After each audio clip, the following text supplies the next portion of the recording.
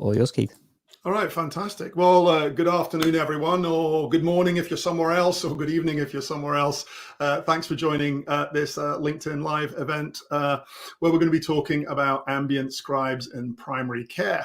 Why are we talking about ambient scribes in primary care? Well, the genesis of this talk today is that because we've got a lot of people on this call that are very interested in tech. I'm a member of a few WhatsApp groups, and there's a really good one, which has a lot of kind of primary care people in it.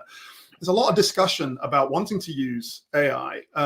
And when people think practically about that, one of the really, really early use cases that's actually out there making a difference now is ambient scribes. And instead of me and Dom and Hussein and Nikki answering questions one by one, we thought, well, why don't we just bring some things together and do a wee show? And that's exactly what we're doing here today. So thank you very much for joining.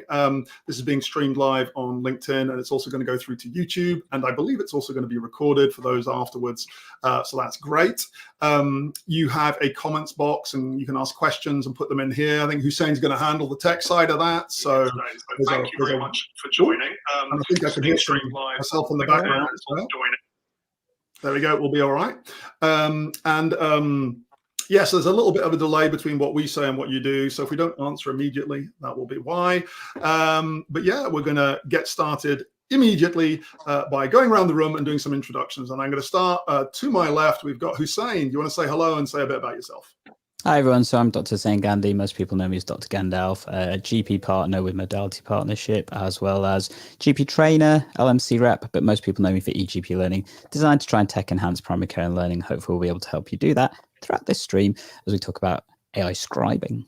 Fantastic. And then so I'm going to go anti-clockwise and straight off the red eye from the US, we have Nikki. Nikki, that's really good to see you. Well, thank you. Thank you for coming back. No, I came back especially for this because it is so important and it's such an exciting space. So yeah, I'm Nikki Kanani. I'm a GP in Southeast London in Lewisham. I was so I met many of you because I was previously medical director for primary care at NHS England, and I'm now Chief Strategy and Innovation Officer for Anira Health, which is a super cool women's health service, which I'll tell you a little bit about later. But this is really a really exciting space to be in. Yeah, absolutely. And Dom, how about yourself? Hi, I'm Dr. Dom Pimenta. I'm the CEO and co-founder of Tortoise AI. We are an ambient scribe company, so I guess that's why I got invited to the call. And I can show you some stuff. My background is an internal medicine physician and cardiologist. I worked in the NHS for 10 years, did a stint in pharma, did a bit of an AI research, and then found myself entrepreneuring away about 2 years ago, and we've been at it ever since. Yeah, thank you. And I suppose I forgot to introduce myself. My name's Keith Grimes. I'm a GP by background. I've been a doctor for 28 years, GP for 24 of them. Love technology much longer. It just took me a long while to find my way formally into it. And I founded Curistica, a clinical innovation consultancy. And what I do is I and my team provide fractional chief medical products and clinical safety officer services to health tech companies. Yeah, I'm always very interested in getting technology into this. I spend all my time playing with technology and trying to use it, but I suppose some people are here to try and find out more. So I'm going to come straight to Dom first and ask Dom, do you want to tell us a little bit more about what exactly an ambient scribe is or an ambient documentation is? Yeah, I mean, the terminology is still developing. So, I think the technical term that we hear the most now is ambient voice technology. But I think that it's just a combination of two discrete AI capabilities. One is speech to text. So taking audio and creating a transcript. Which is direct, and if you've ever used a voice recognition system, you know exactly what that is. And then taking that transcript and using a large language model to then create documentation. So the word ambient is about capturing the actual consultation as opposed to dictation.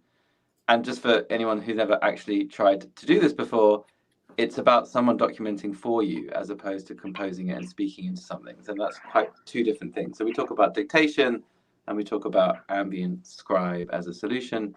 As a technology, it's really only been mature, probably only actually for about 8 months. And actually, I would say in primary care, probably only for the last about 6, because the models were just not fast enough to keep up with the modern primary care in the UK. And we know that from experience on what we've been shipping. But yeah, that's the definition as of today, I think. Yeah, great. And actually, we're going to go into maybe have a demo of this as well. But just within that, there's going to be people with different levels of expertise in here. And there was one word or one series of words that you used in there that they might need a bit more explanation on. It's like a large language model. So when you're talking about large language models, can you maybe explain a bit more about what you mean there?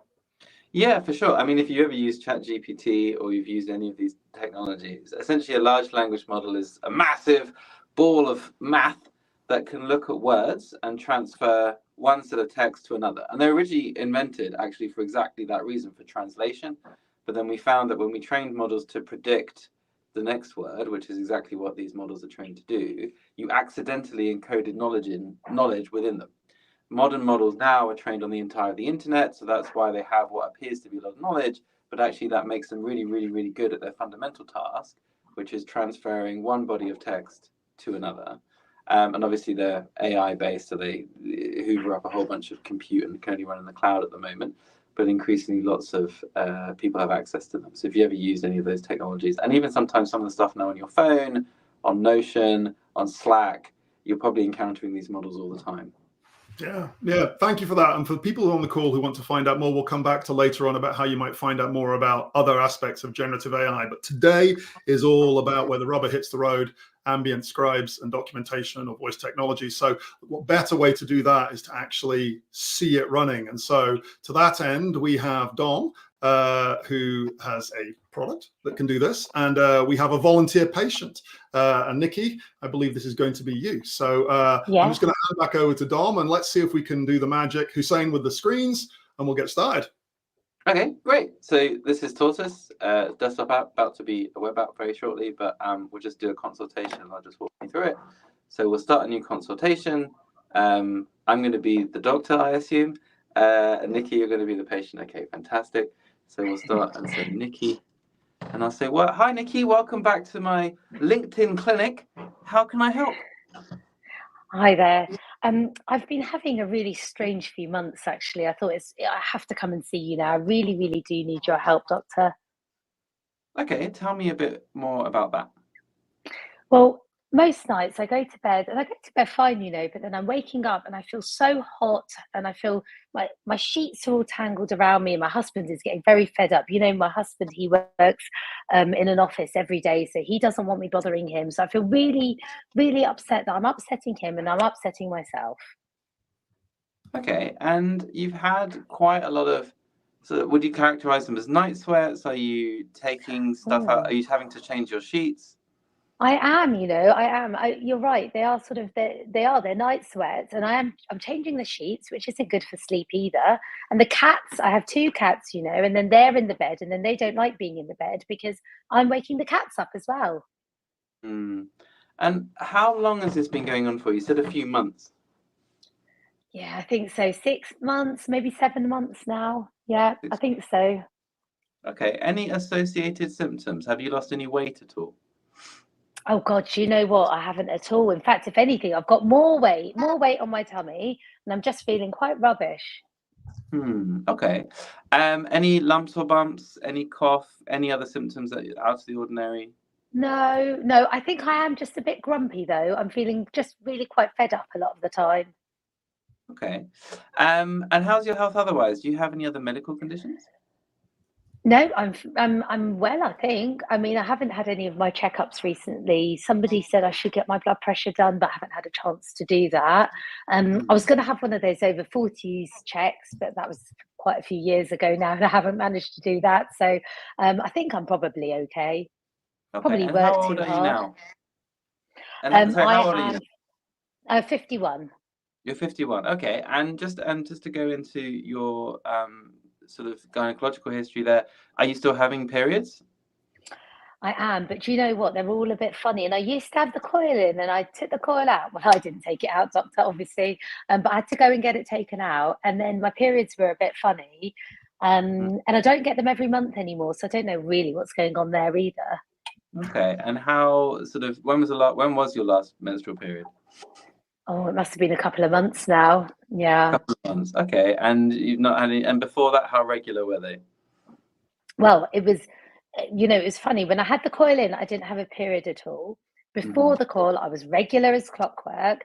And then now it's come out. I don't know if it's the coil has come out and that's why it's not regular, but I'm not really getting them regularly at all.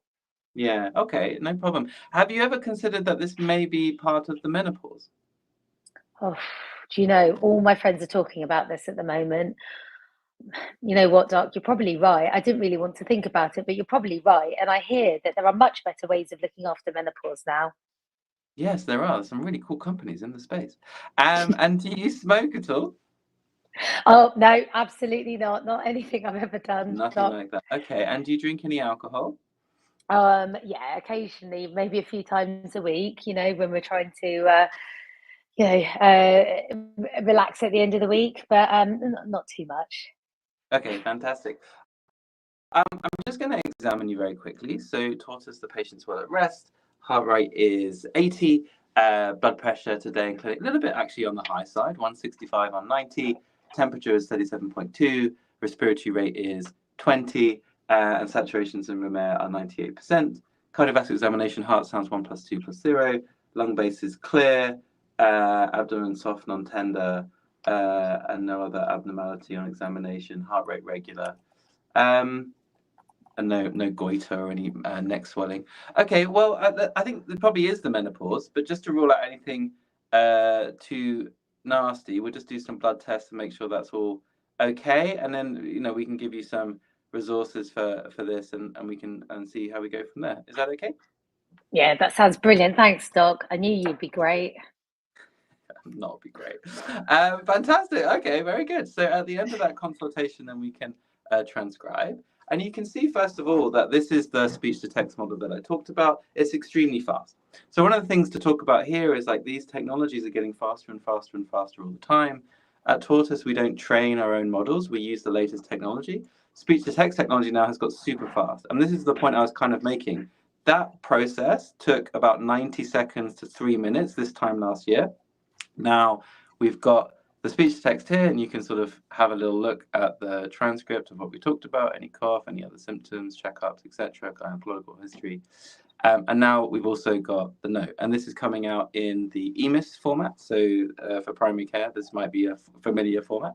So let's have a little look. So it's got the problem here, menopausal symptoms, 6 to 7 months, requiring sheet changes, weight gain around the abdomen, irregular periods, post-memorial coil, periods irregular, age 51, then captured my examination here, heart rate, blood pressure, and we can take those for certain integrations and code them. Clear lung basis, soft, non-tender, no goiter. And then we can have a look at the plan. So night sweats affecting sleep and causing distress, causing irregular menstrual periods, weight gain around the abdomen, suspects menopause, blood tests are planned to rule out the condition. And I could edit that and add some blood tests, or I could dictate into that.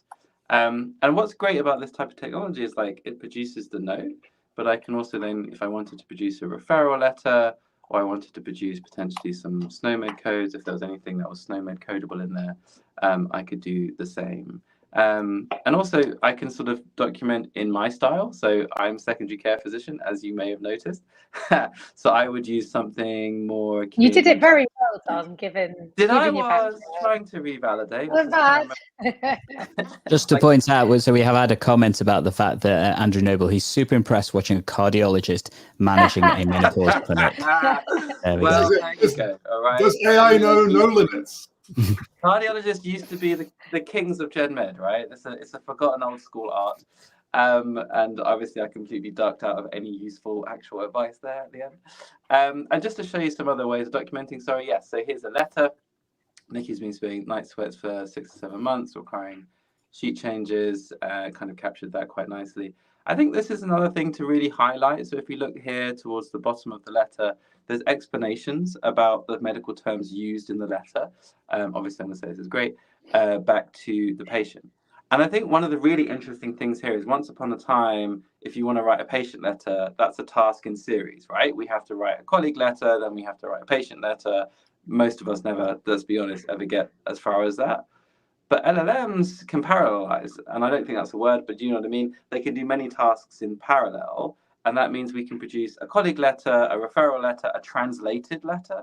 There's many, many, many other applications, but the leverage is great. And I think that's why not just Scribe as a technology for one use case, but LLM as an interface into the healthcare system has so much more potential, even what we're doing with it today. And then, you know, it's got a raise SOMED coding for blood pressure in there as well. I probably won't take up any more airtime. I'll just pause there. That's great. It's really, really important that we just get a clear demo, because there'll be some people on this call of this event that haven't actually even used it or seen it running. And it's one thing to see it running, but it's another thing to actually use it as well. So why don't we just sort of spend the next few minutes sort of talking it through. I've certainly used it in my clinical practice, although not as much, because I focus very much on the sort of technical work now. But Hussein and Nikki, you've had some experience of using this.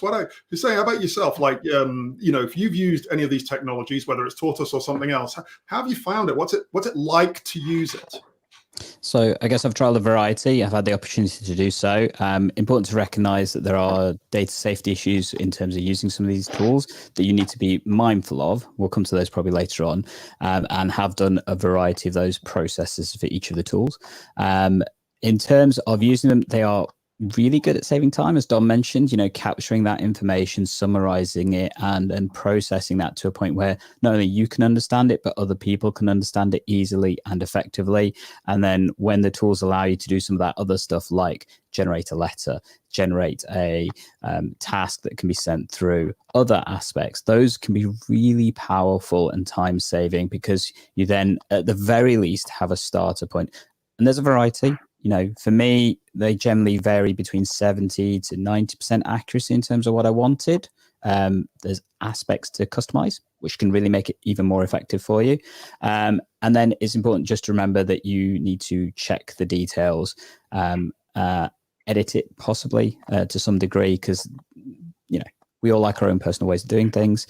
And obviously you don't want to just copy and paste automatically in case there is some errors, because the reality is AI hallucinates and stuff. So there needs to be that sense check, I think, and that memory of that aspect, because otherwise I think people can get tempted to just ping, ping, ping, forgetting that aspect. And the other parts, but I'll pass over to Nikki to see what she thinks so far. Oh, thanks. Well, look, very similar. I've only had a very early play with a few of the different models. So I've played with it in general practice rather than specifically in the NIRA, but I'll come back to that. First of all, as Hussein said, the time saving is phenomenal. And at the moment, I'm in trial mode, so I don't even have a proper subscription. It seems that you can try most of these ad hoc in practice. So I'm doing a bit of copy and pasting across. Yeah, as Hussein said, you do need to just read through things, but the time saving is incredible. But it's the not quite sure how to explain it. It's the headspace saving that I think is really phenomenal. I think what really makes a difference is I'm not worrying about have I captured everything? Am I going to need something that I need to pull elsewhere? I am fully focused on that patient, on that individual. The quality of my consultation changed completely. And I was just playing, as I said, rather than fully absorbing it. I think the patient experience would have been just outstanding. You know, that eye-to-eye contact the whole time, fantastic. So yes, I do think there's quite a lot for me now in terms of how do you operationalize that, what are the standards and the processes you need to put in place, how do you examine well. So for example, Dom said Tortoise, this is what I've got. You know, we're going to have to start to think about how to train people to examine well if you've got an ambient scribe in place. But for a NIRA, so with my kind of broader organizational hat on, you know, this will be a game changer for colleagues as they start to work with us, because I want colleagues to love working with us and looking after patients, not worrying about whether, you know, the keyboard in the practice has got sticky keys and can't even type. Yeah, and actually there's so many good points in here as well. I mean, we'll come back to hallucinations and what that word means in a bit more detail, but my experience of using this as well as, and you know, I'm a very tech forward GP, so I'm very comfortable in touch typing and so on. And actually my onboarding onto using scribe technology was actually a little bit sort of trickier, because I was so used to typing, I had to sort of let go of it a little bit. And but when I did that, I think you're right, Nikki, is that sort of sense that actually you can relax a little bit. And I remember being taught Roger Neighbors in a consultation, and this sort of constant little battle that's going on in my head between all the voices saying what I should be doing and where I should be listening. And then if one of those voices comes because the note taking is being handled, you can attend more closely to what's happening in the patient. And I think in a future talk, this is not just about the doctors in the room, of course. We've got the patients, we've got other healthcare professionals too. We need to hear more about their perspective. But certainly from my side, it felt really quite comfortable after a while. The second thing was that I would always show the patient afterwards as well, because I needed to check it. And I said, well, this is why we're using it. Have a look at it.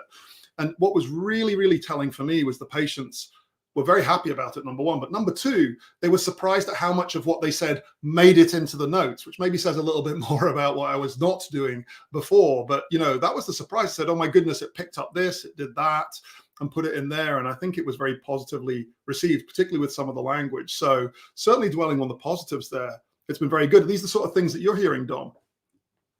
Yeah, I think there's 100%. Patient side, I think I just probably pick up on one really discrete point, because I think you've all mentioned it in different ways. The term is and we've studied it here at Tortoise, cognitive load. So we published a paper actually on measuring cognitive load in electronic healthcare records. And NASA actually created a validated system for formally measuring it. It's called the NASA Task Load Index, and that's what we've used. We see about a 70% drop, and we've measured that repeatedly. And in fact, we've seen similar studies with other ambient systems in the US. And that is that feeling of, actually, I can just do one thing.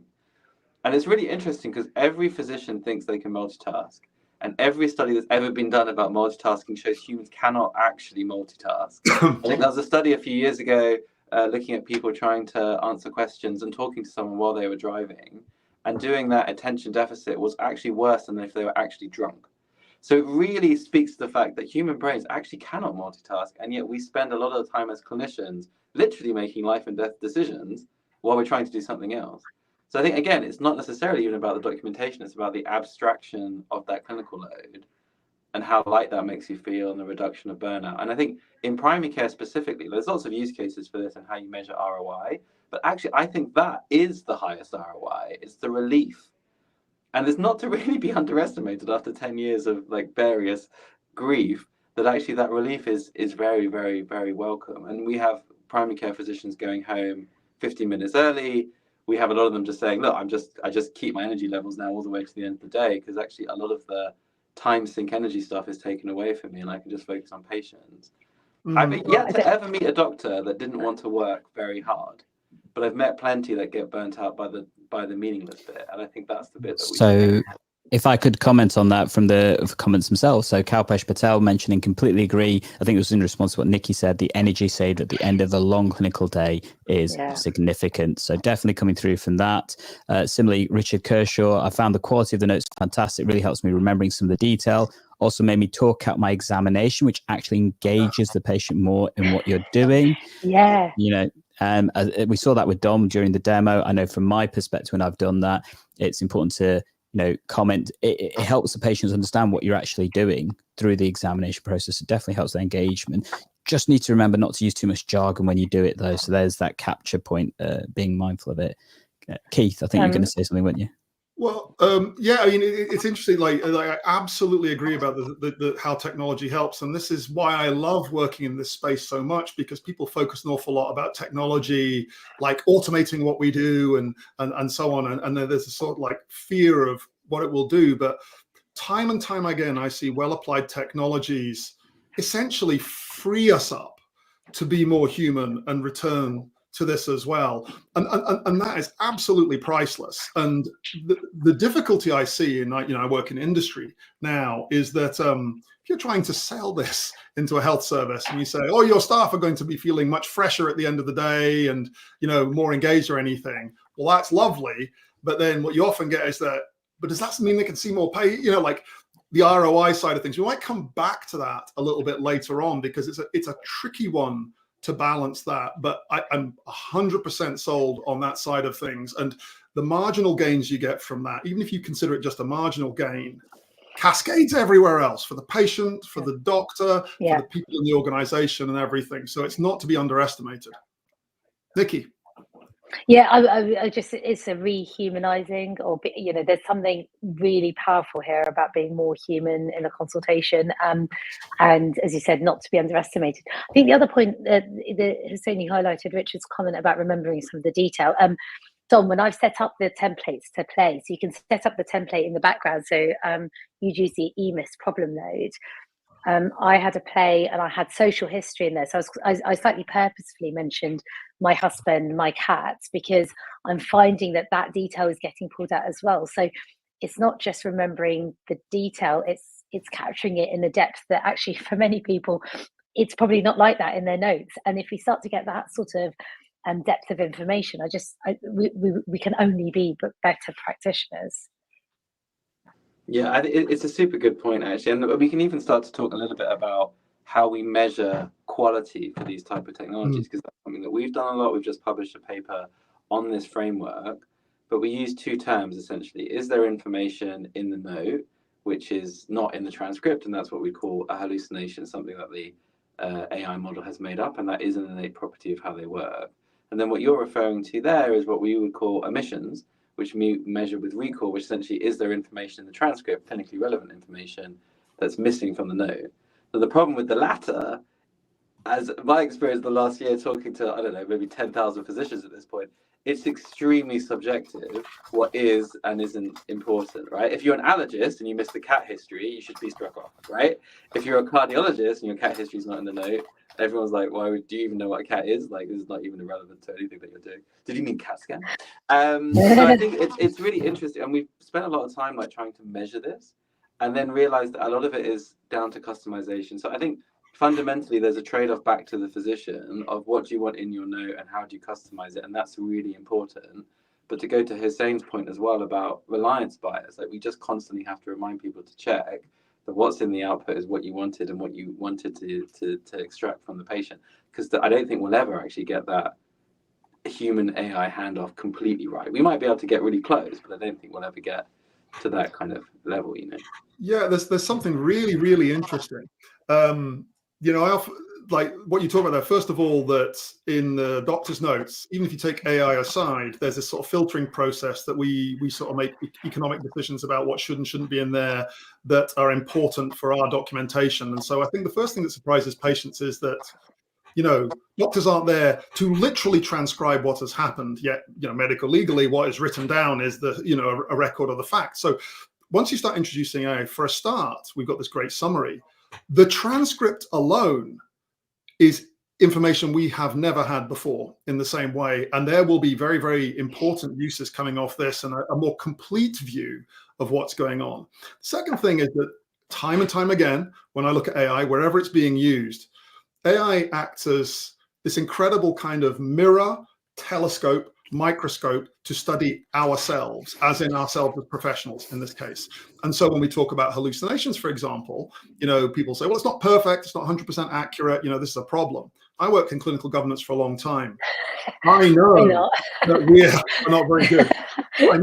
This is what I mean about it, is that as you start looking at it, you start thinking, well, like, what do we compare it to? What is the baseline? And the truth is that we don't know. But Dom, I think you know some of this. I know. No, I'm joking. I don't know. But, like, but we've done some tests, right? So we have been doing like formal measurements. I can give you the hallucination rate and the precision rate. The precision, the recall rate of the system today. But in the gamut of those tests, at some point, we accidentally put actual human data in. So these were doctors, so beyond the gold standard, who'd listened to a consultation and written their notes. There was no AI in that flow at all. And then we accidentally analyzed it. And actually, I'll tell you this, human beings hallucinate about 7% of the time, and they miss about 10% of the details. And the hallucinations are actually quite similar to LLMs. I can give you a really discrete example. In the transcript, it mentioned post-coital, no post-coital bleeding, and the doctor wrote no PCB, no PMB. So they just added no postmenopausal bleeding, even though that wasn't actually in the original, because they're just used to writing that as a set of acronyms. And we've all seen that in the notes, that people just reel off a bunch of stuff because they've written it 100 times. That is a human hallucination. And the more I study LLMs, sometimes I wonder, wait, are we LLMs? And actually, it's all this, do you know what I mean? But studying the human face. Tom, you're going into the fact, are we in the Matrix then? Let's not get into that discussion. Yeah. If I can bring on some comments. But if I can bring on some comments that we've got. So Andrew Noble, when we talk about hallucination, says, what level of hallucination confabulation have you noticed? For instance, once every 5 consults. Definitely happens. And again, is part of the training need for staff. I think that's where that sense check comes into play. Absolutely. Various platforms I've tried, there's a varying rate of that. So I think important to recognize that will always be a factor when it comes to AI. If I can, though, I'm going to ask Keith if we can push towards one of the other things that has come up in the chat. So a few conversations in the comments around data safety. So Dr. Laura Falvey, who I believe unfortunately has had to leave now, so sorry we got a little bit late to it, but thanks for the demo. Without doubt, parallel creation of documentation for different audiences is useful. Companies delivering virtual care subject to CQC, etc., they'll need to have DTACs and things. How do we approach the integration of ambient scribes to service with regulators? And Mike Pagos, I believe that's how you may spell it. Hi, Mike. Hi, Mike. Yeah, so thanks for opening the can of worms. That's medical device classification of ambient scribes. I think that's definitely something worth discussing. Any thoughts on that? Yeah, well, I suppose maybe we'll just start with the regulatory side of things. And this is worthy of a conversation, lasting that full hour in any case. But medical device regulation is the sort of standards and the sort of legal backing that allows manufacturers to demonstrate that their products are permitted to be used for certain activities or certain purposes as well. And there's a number of different device regulation standards around the world. And in the EU, we have some, and we shared them until we left a few years ago. And then now we have our own versions, which are very closely based on this. There's also similar ones in the US. And in essence, what they're doing is that they're saying anytime that any kind of device is used for a medical purpose, and there's a lot of detail on this, whether it's hardware, like a physical device, or software, it has to be compliant. You have to be able to prove that it's able to perform in a certain way reliably.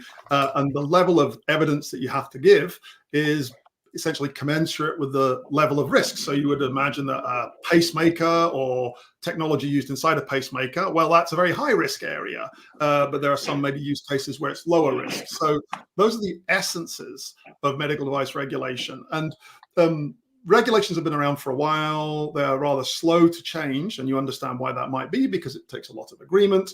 AI moves at a furiously fast pace, and even more recent updates are finding it quite difficult to capture what the challenges of using AI might be. And this is exactly where we are right now. So when it comes to using AI in a medical device, generative AI in particular, in something that has a very explicit medical device classification, that can actually be quite hard. The details for this are complicated again, and I can direct you, actually, Mike wrote a great article about this in a blog post that we could maybe share. But outside medical device regulation, you can use technology that is not a medical device in certain sections, and you can use it inside healthcare settings as well. And this is a big part of the work that I do at Curistica, is helping companies with clinical safety, showing that it's safe to do so. The area of much debate right now is an ambient scribe a medical device or not? And if it is a medical device, what level of medical device is it right now? And that has not been fully bottomed out just yet. And I think that's part of the challenge of getting these implemented, because if people want to put it in place, they want to make sure it's safe and compliant. But there's still some uncertainty, at least at the top level, as to where this is. And that makes it difficult for people commissioning services to make a decision on that. So I don't know if anyone has any sort of thoughts on that, but that uncertainty is something that we can discuss here, but it's going to take a while to work through. Anyone have any thoughts on that? I mean, yeah, we spend all our time. So we were the first Gen AI company in the country to get DTAG. So we've been working on the compliance. Well, it's a really boring place to be, but the compliance frontier, I guess you might want to call it. Very exciting. Doesn't sound like a fun frontier, but it is a really interesting. And we watched the debate unfold. I think fundamentally, like, the MHRA guidelines aren't really keeping up with the technology. You can make two arguments whether or not ambient is or isn't a medical device, and like there's debates on this actively. I do think, actually, as a clinician, and a slightly controversial view for where we are, I actually think it probably is. And the reason is much more simpler than anything the guidance say or anything the regulations say. It's like, if this goes wrong, could a patient feasibly come to harm? And the answer is, even with a human in the loop, potentially. And then therefore, actually, even if it's not going to be a formal class 1 or class 2 regulation, and there's not a framework, and that framework will definitely come for sure, but it might take a while. There is just a fundamental principle of studying the safety, making sure you're passing it back to the clinician, like all the things, all worrying about all the risks that can actually happen in the real world is probably actually more important than what label you want to slap on it and how you want to regulate it. But I do think it should be regulated, mostly for the point I made about it's the entry point to a lot of, like, it's the drop off point for a lot of other outputs. And in that sense, you know, safeguarding it and really, really working hard to make sure it's as reliable as possible, and you've evidenced that, I think is actually essential to proper deployment and rollout when we actually can feel trusted that this is a credible source. And just on that, actually, while we've been studying hallucinations in models, we don't train our own models, so we just literally have been looking at the LLMs over the last year and a half. We have seen a very steady decline, model after model after model, and actually now seeing sort of getting hallucination rates at least down to nearly zero. They can't ever be zero, kind of like antibacterial. You can't say that you can ever get rid of every germ, but we are seeing actually, especially some of the newer systems, coming all the way down to zero. But then you have to balance that against emissions and stuff. But I do think it should be a regulated space. We spend a lot of time looking at that and thinking about how to do that. And there we have, you know, some other competitors. We have a very simple and very heavily guardrailed product. There are other ambient scribes in the market which do not have that. And I think that also worries me a lot, because the whole category may get classed as something that it isn't. It's not a diagnostic tool. It's not designed for that. It shouldn't be used to give plans or anything like that. And then we end up mixing messages about, you know, what are we using the AI for? And again, regulation helps clarify what is the feature, what is the function, what is the performance, what can't it do, how have you guardrailed that? Again, frameworks are in development, but I think it's needed, and I think it will happen quite soon. Yeah, it is very complicated, and we're going to cover a few things here. Suffice to say, for the people on this this call right now, that it's very well worthwhile keeping an eye on what's going on. And as we get closer to clearer solutions, you're going to want to understand more about that. But yeah, it's a deep area. And I think, Nikki, you were also, we just saw in one of the sort of comments there that one of the other areas, there was some comments from people at document length and auto summarization. So yeah, we had from Chris. I was going to say, so from Chris Verner, is the risk of over-capturing information, making records too long? For quick review, when next clinician sees a risk that we have models that can pull pertinent information from the historic records. I think there was another one that came up with Neetal Shah. So specifically around, you know, when patients have more than one problem, how does it work in that situation? And there was definitely another one that I wanted to find, but I've lost it just this second. So, well, why don't you look for it, and we'll pick up on those two ones there, I suppose. So briefly, let's go in sort of reverse order. The first one is like, the GPs in the room will know that patients very, very rarely come in with just one thing. And of course, that's important because it's usually not the one thing that you need to hear about. But yeah, how are we finding that the models are coping with multiple issues? The EMIS note that I showed you is problem based, so it will generate and find problems. I think what's really funny though is, like, what is the definition of a problem? To go back to the point a little bit about AI being a mirror of ourselves, we do a lot of stuff and we never actually question why do we do that. So when I was trying to explain to the engineers what a problem is, I was just running out of, like, it's like kind of when they come in with something but it's not quite related to something else, or it's a completely other issue. I was like, well, how do you know it's another issue? How do you know it's not interrelated? And the models actually really struggle with that as well. We've seen, like, someone's in with a cough and weight loss. Sometimes it separates it. Sometimes it will put it back together again. And it's really hard to understand, because a bit of that is what happens, again, subjectively in our own head. Sometimes, a patient will come in. We think they have three separate problems. They just have one crazy house diagnosis. It's always linked. They're never separate. But I think that's the beauty of it, actually. I think that the clinical headspace we talked about earlier is part of this, right? If we have the three problems, or however many, 14 problems bucketed up, you can sort of sit back and look at it. And I do think, Hussein, you'll have a better sense of this, well, all of you will.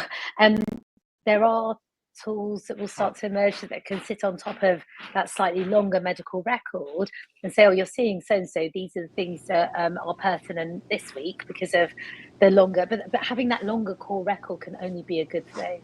And I think as tools get smarter, we'll be able to put other tools together, or maybe tool system will be able to do that, but being able to sort of almost signal to the clinician that this patient you're seeing had these four things, make sure you look at it through this kind of more joined up holistic lens. And let's face it, the faster we can move towards kind of a holistic look at people rather than a more medical one so far, that surely that's got to be better for patients.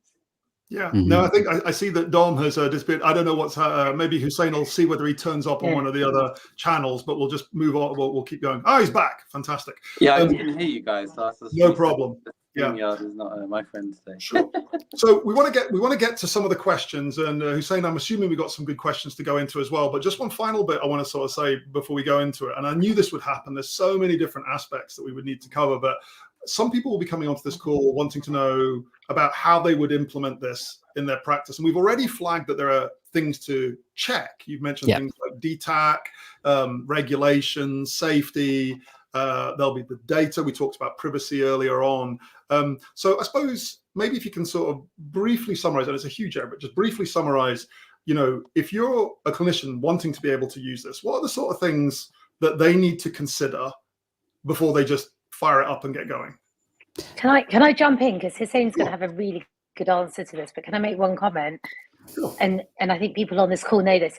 It has to be about the clinicians. I think, and I can say this having been part of the national kind of commissioning and sort of regulatory system, we can roll out tech as much as we want, but if we're not taking people with us, we'll lose a massive opportunity of something really quite wonderful. So with that, go for it, Hussein. Very important, though. Very important. Hussein, right? Okay, chapter and verse. So I guess there's different aspects to this, and I guess Dwarven King, and I have to say it's a great name. What are the data protection implications of using a generic ambient speech engine that comes into play with it? So I just wanted to bring that comment on for the name alone. But I guess there are various things that I think every practitioner needs to consider. Dom probably is better talking about things like the DTACs, the DPAs, and the DPIAs, and all the governance stuff that comes behind this. And it's really important to have gone through that process. And one of the concerns I know I have currently with the Ambient Scribe technologies is that we know that we have clinicians that are potentially using these products without having gone through that process. And I think particularly for me, one of the things I wanted to get across to a lot of the partners who probably manage those practices is that you may have clinicians in your practice doing this already who haven't even told you. And that's a data issue for me categorically. I know there's various different views taken by different ICBs, IT teams and stuff and things. And that's, as Dom mentioned, part of the process, because there's no current framework. It's really hard to say, yay, nay, how do we do this? But you need to go through the governance first and foremost. If you haven't done that, is it worth saying on that specifically, saying, because this is a change management piece, isn't it? If you've got a clinician doing that, they're probably going to be your best champion and your best advocate. So find out, help them understand how to do it safely, and then ask them to help you get this across your practice. Because if they've got excited about it, they'll get other people excited about it too. Absolutely agree on that. And I think it's a thing that needs to be done collaboratively in your practice. It needs to be looked at in terms of how that's going to work and function and stuff. The other one that comes up often is the consent aspect. And again, Dom's probably better placed to speak on this in some ways. But, what process have you gone when it comes to consenting the patients in terms of, is it data privacy notices? Is it every consultation? Again, there's no framework, there's no guidance on this currently, which is absolutely what is needed. For me, when I have trialed it with certain patients, I've been very clear, this is the option. Are you happy for me to do this? This is where it goes. If you're not happy, I'll cancel it and stuff and not use it afterwards. I've yet to have a patient say no when they've seen the outputs and stuff and things. A lot of it I've done with... I was just going to say, a lot of it I've done more with tutorials and stuff to support trainees and things, and that's been really powerful in that sense as well. We've done quite a lot of, as you'd expect, sort of user research as we've been building ANIRA. I understand it's coming up as IRA, but it's ANEIRA. So ANIRA, which is very much about women's health. So we've been really open about the use of ambient tech, and that actually you might come into a clinic room and you won't see a keyboard. So actually just sort of physically signaling that it's going to look and feel very different. And I think also if you're looking at this from a practice level rather than an individual clinician level, you've got an opportunity to have a better conversation with patients about it, get your patient participation group involved, show them the difference it's going to make to the consultation, allow them to help sort of some of that advocacy as well. Fabulous. Dom, do you want to jump in on some of those aspects? I think, like I said, you're probably better supposed in some of that. Another report from the frontier of compliance. So I think it's interesting. I mean, on governance, I would say it's particularly hard in primary care because you guys are literally just like, I'll do the governance myself. it's a non-starter. So at least, for us, we do it for most of our customers. We just point us in the right direction and we'll sort it out. And we are improved, I think, at last count, in 14 or 42 ICBs. I would say, look, just keep on the right side of it and just go get yourself an approval. If it's a web app or it's a desktop installation, it doesn't really matter. The data flows, and ultimately that's patient data, and you don't want to put yourselves at risk. And we've done that a bajillion too many times. Honestly, it's painful. And it's interesting why it's painful. It doesn't universalize, and we could talk about that all day, but you need to go and get it done just to make sure that the data flows are okay. And actually, we found in secondary care, there's someone doing it for you, but don't be tempted to try and use it, because we know at least one case where there's been a disciplinary of someone found using Ambient in a hospital which wasn't approved, and they were sending patient data somewhere else, basically. And you wouldn't do that. You wouldn't just put a patient record on Hotmail and email it to yourself. So it's the same principle, really, in terms of Ambient. It's funny you should say that, Dom. So it's like, having worked in this for quite a long time now, exactly that has happened. Every technology has been used exactly that way and is potentially still being used that way. Not to say that it's right, but I suppose it speaks to the nature of people wanting to push ahead. Yeah, I mean, it's a natural friction, but I think, as these technologies mature and people get approved and stuff, then just use the technology as is. And then on the point on consent, I think it's really fascinating. We've done everything. We're running a big clinical trial right now across about 5,000 patients. We have written consent for that, as you can imagine. But I think actually when you dig into it a little bit, it's about what is the consent actually for. So for the trial, it's because we have human observers in the room. If you're recording and retaining patient data, you might want to think about having consent, and certainly some ICBs do take that view. But actually, if you're going to use it, and for to companies like ours where we don't store any data and actually it's inferred, then we actually advise verbal consent, just like as if you had a medical student or a colleague in the room and say, I'm using this thing, is that okay? The data that we've got, about one of our users has used it 2,600 consultations thus far. He's only ever had one patient ask for the patient information sheet to ask a bit more about this. So from a patient perspective, I think it's been super positively received, but I still do think it's a courtesy, especially as it's a new technology. Yeah. People are worried about it. And I like Keith's idea of showing it back to the patient. There's something really nice about that closed loop. The other thing that's been quite useful, and again, I'm really early days in this, is where you can do your sort of, I've pulled out just some of the bullets and then sent it across in the text-based system that we use in our practice. Not to oversell anyone else in this, but patients are really like that, and I'll add in a little, a link to a patient information leaflet. And again, even though I'm doing sort of 3 or 4 more things for the patient, I'm still doing it much quicker than if I'd, just had a standard consultation. Yeah, and I think we covered some really interesting things, and particularly the implementation, the involvement of all the staff and their involvement of the patients. Even if this technology were perfect and all the compliance issues were sorted, it's still a challenge to get it in there. And of course, once we put the technology in place, the place that we put it changes anyway, and we're off again with a new way of working. And Dom and I spend many hours talking about what the consultation could become in a world where there is a third thing in the room handling a lot of the things that we're otherwise having to juggle between us. So yeah, anyway, we're coming up to about 10 minutes to the hour, and we do want to maybe answer a couple more questions from the group. Oh yeah, what do you want to bring up? Yeah, so just a couple of comments. So Brenda Delaney commenting about DTAC not being a medical device regulation, and his perspective that it probably is a class 2A, which I believe is one of the high. We've had definitely some comments about automation bias. And Nikki, I think you covered this earlier as well, about how the headspace already being an issue, and will they then start blindly trusting the output without checking? I think that's a clinician aspect that absolutely needs to be. I mentioned this repeatedly. That checking aspect that needs to come with regards to what you're doing. We've had some really interesting comments about the governance-y stuff. So Dom, you'll love this one. Ankit Kant, fellow AI generator. It's really refreshing to hear an AI provider talk so openly about regulation, safety, and the inherent drawbacks of these tools. Thank you, Dom.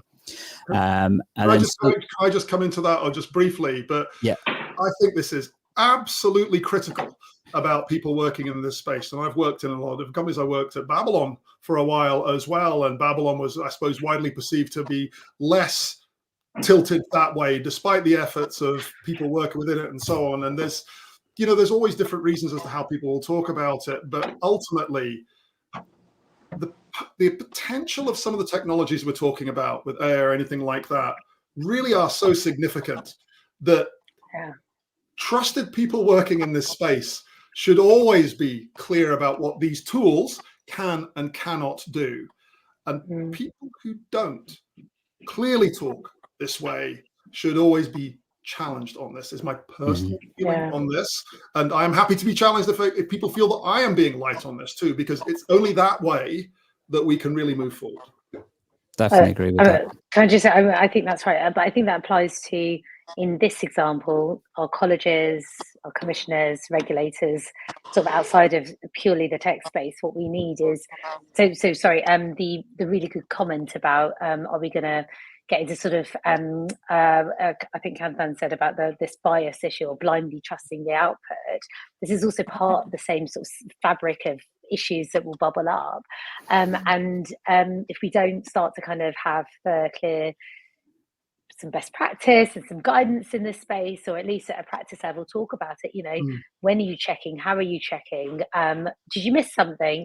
Okay, let's bring this back to our MDT. So the MDT isn't just your clinical cases now, it will be, how did I handle that? Should I have, you know, edited it differently? Should I have picked out something else? And there's this kind of wider opportunity, I think, for general practice to really grow in a really fantastic way.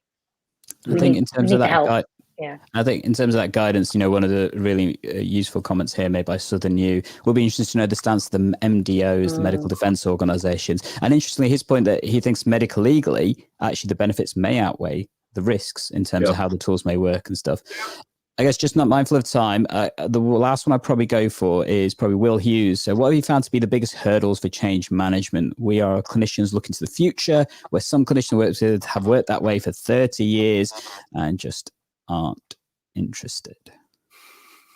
I would say it's quite hard to from my experience, sometimes it actually is the one finger typers who love it the most, because they remember the days when they used to have an assistant who actually did write for them. Or they wrote by hand. Like they've always hated the keyboard. You have to remember that the keyboard's new, right? It's not new for us maybe as a generation of clinicians, but certainly in the grand scheme of medicine, digitization's only been around for like 15 years.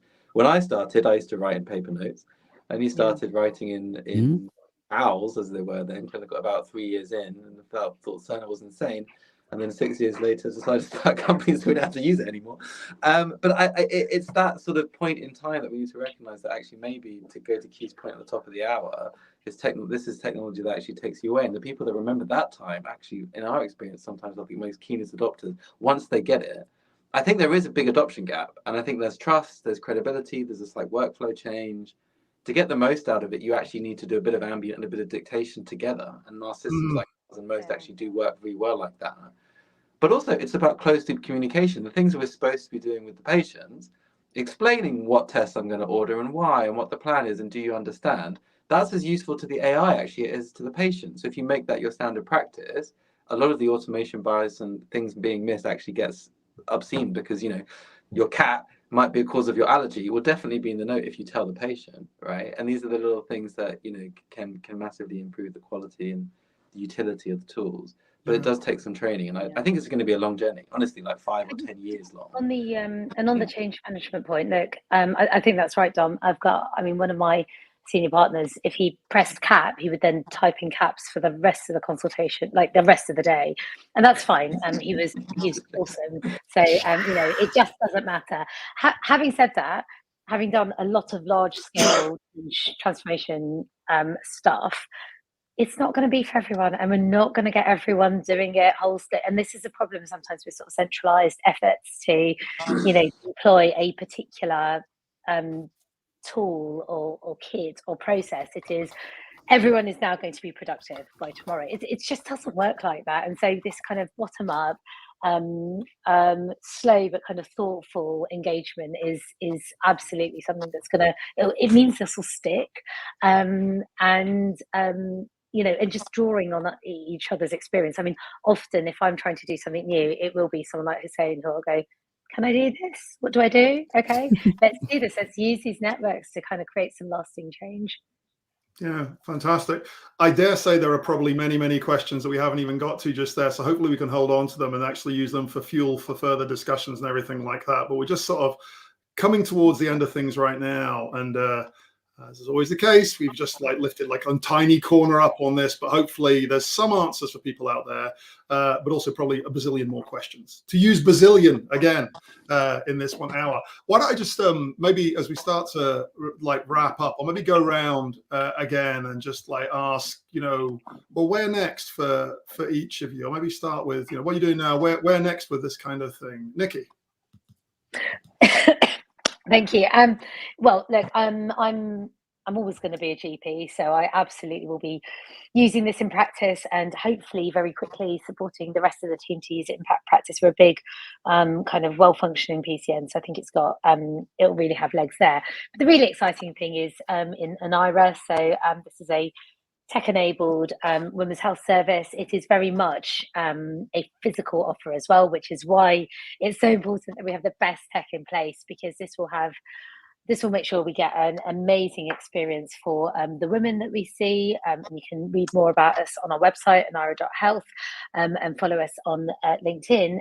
But actually, it will help clinicians have a really delightful time with us. It's really important to me that we're able to work across a range of sectors and backgrounds and experiences to create a really compelling way of working, and really set a standard for the culture of kind of clinical working in this country and beyond.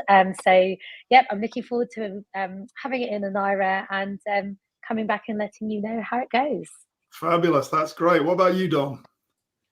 What's next for Tortoise? Well, I think the philosophy here is like documentation is like that middle bucket of all the computer tasks. So we're sort of working on a bit of finding information on the system and also some of the downstream tasks as well, and obviously navigating regulation with each step. So maybe this time next year we can have a session on AI assistants as opposed to just ambient scribes, but that's definitely the direction of travel. And otherwise, you know, we're live in primary care, live in secondary care. If you want to use it, you can go on our website and download it and get approval from the ICB first, and contact us if you don't, and we'll sort you out. I think that's the philosophy. That's very helpful. Hussein, how about yourself? Yeah, so I guess I'm always keen to share how tech can help enhance primary care and learning. I guess that's the tagline for what I do. And I think, you know, there's various different places people can find me if they want to. What I will say, what I'm hoping to plan for the beginning of November is a comparative webinar with some of the providers. Dom's invited, as well as various others as well. I'm even going to test them. And this is the warning to them as well. I'm actually going to get them to do a live demo, just like Dom did, at the same time. So if you want to see a comparative, we're going to have a look at that. I'm hoping I can convince NHS England to join us as well, if their media department lets them. So we shall see if we can also have a bit more of that detailed discussion about the governance and the processes that come through. We will see. First week of November, if that goes ahead and stuff, fingers crossed. Fantastic. I love me a scribe off. So yeah, let's you know me, Keith. I like to do things to also make them a little bit fun as well. So may not be fun for everyone, but it'll definitely be fun for me. The Lord of Board Games speaks. Yeah. Well, I mean, thank you very much. Look, thanks to all of you. It's been brilliant. It's flowed exactly how I expected. We've run out of time, exactly how I expected. So just to sort of wrap up, thank you everyone for coming along. We're all on LinkedIn, so I'm sure we're all happy to hear from you, to share if you've enjoyed this, if you want to hear this sort of more. I'd love to hear any other areas that you want to cover, which I can add on the backlog, along with all the areas we didn't cover here as well. If you're interested in other events coming up, I and some of the people on the call are involved in some future events. We've got the BMJ Future Health event coming up in November from the 19th to the 20th, where we're looking at from a problem perspective. Then there's Giant Health taking place on the 9th and 10th of December. You're very welcome to look at that and come along. I'm acting as showrunner of the AI track, and I am enjoying that tremendously. And then, of course, at Curistica, we're here to play with the technology and work it out so you don't have to. And then hopefully come back with lessons on how to use it. We run generative AI workshops as well, amongst other things. So you can find out more and you can follow the QR code there. But with that, thank you very much. We're out of here, maybe a couple of seconds after, but take care. And yeah, plenty of feedback. Use this